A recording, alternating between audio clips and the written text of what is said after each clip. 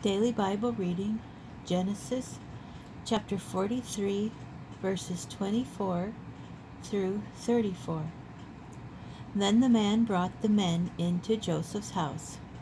He gave them water to bathe their feet, and he provided feed for their donkeys. They laid out their gifts to await Joseph's arrival at noon, for they had heard that they were to dine there.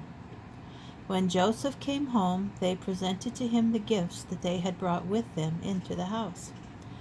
Bowing low before him to the ground, he greeted them, and he said, "How is your aged father of whom you spoke? Is he still in good health?" They replied, "It is well with your servant our father. He is still in good health." And they bowed and made obeisance. Looking about, he saw his brother Benjamin, his mother's son, and asked, "Is this your youngest brother of whom you spoke to me?" And he went on, "May God be gracious to you, my boy."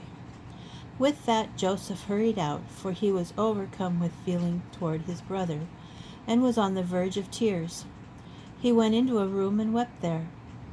Then he washed his face, reappeared, and, now in control of himself, gave the order, "Serve the meal." They served him by himself, and them by themselves, and the Egyptians who ate with him by themselves. For the Egyptians could not dine with the Hebrews, since that would be abhorrent to the Egyptians.